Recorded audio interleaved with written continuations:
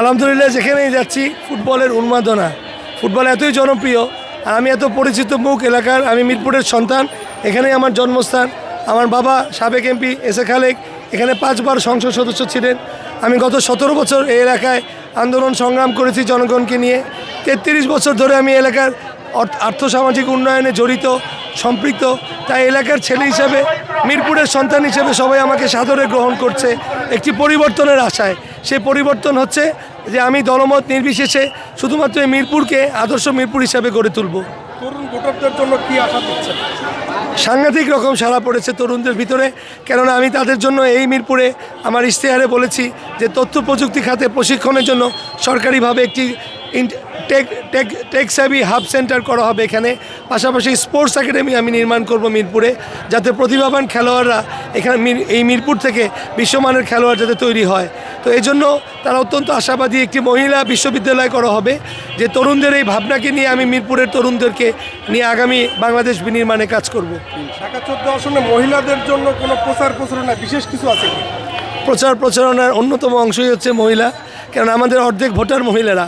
So women's ইউনিভার্সিটির পাশাপাশি মহিলাদের নিরাপত্তা অগ্রাধিকার দেয়া, এবং তারা আমার এই নির্বাচনী প্রচারণায় সমানভাবেই তারা পারদর্শিতা রেখে যাচ্ছেন। ঢাকা 14 আসনের জলাবদ্ধতা এবং আপনার এটা কিভাবে কি করবেন যদি আপনি?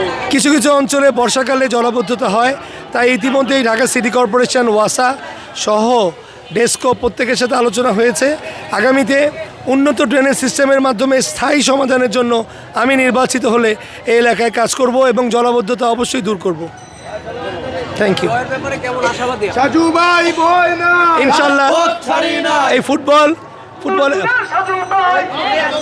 ফুটবলের সেই মেসির বিখ্যাত ফ্রি কিকের মতোই, কালজয়ী শটের মতোই একটি গোলেই ফুটবল বিজয় লাভ করবে বলে এলাকাবাসী সমর্থন দিচ্ছে। বিধায় আমি আশাবাদী ইনশাল্লাহ এই ফুটবল হবে ঢাকা 14 আসনের প্রতীক।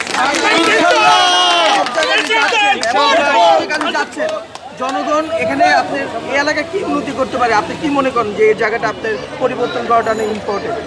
জনগণ কি চাচ্ছে? জনগণের মূল সমস্যাই কিন্তু হচ্ছে মাদক থেকে মুক্ত করা, পাশাপাশি সন্ত্রাস যে নীরব চাঁদাবাজি হয়। এখানে প্রচুর মার্কেট, বিপণী কেন্দ্র, অর্থনৈতিক কর্মকাণ্ড, আড়ত আছে। তারা সেই চাঁদাবাজির হাত থেকে মুক্ত হতে চায়, অর্থাৎ অপরাধ প্রবণতা কমে গেলে এখানে একটি সুন্দর পরিবেশ বিরাজ করবে।